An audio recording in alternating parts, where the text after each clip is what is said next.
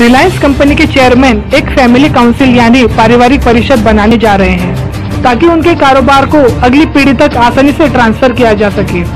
दरअसल मुकेश अंबानी और अनिल अंबानी के बीच बंटवारे के दौरान कई सालों तक विवाद चला था। धीरूभाई अंबानी की मौत के बाद दोनों बच्चों में जो विवाद पैदा हुआ उसे निपटाने के लिए खुद उनकी मां को बीच में आने की जरूरत पड़ गई। 2004 में उनका विवाद खुलकर सामने आ गया था, जिसके बाद उनकी मां कोकिला बेन ने कंपनी को 2 हिस्सों में बांटकर दोनों बेटों को दे दिया। यहाँ तक कि इस बंटवारे में आईसीआईसीआई बैंक के तत्कालीन चेयरमैन कामत को भी बुलाना पड़ा था। दोनों भाइयों के बीच विवाद 4 सालों तक चला था। मुकेश अंबानी चाहते हैं कि जो उनके साथ हुआ वो उनके बच्चों के साथ ना हो, इसलिए मुकेश ने कारोबार को अगली पीढ़ी में बांटने के लिए फैमिली काउंसिल बनाने का फैसला किया है। इस काउंसिल में अंबानी के तीनों बच्चे आकाश, ईसा और अनंत के साथ ही परिवार का एक वयस्क सदस्य भी शामिल होगा।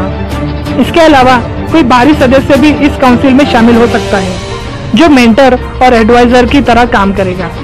हालांकि अभी इस पर रिलायंस इंडस्ट्री ने कोई भी आधिकारिक बयान नहीं दिया है।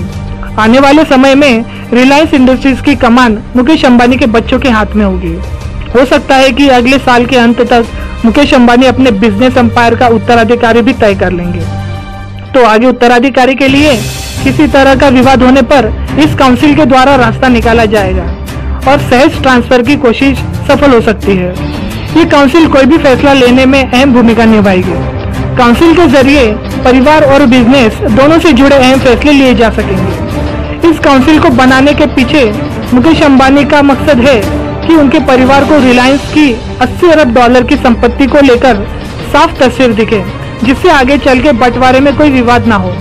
मुकेश अंबानी ने अपने अतीत से सबक लेकर यह फैसला किया है।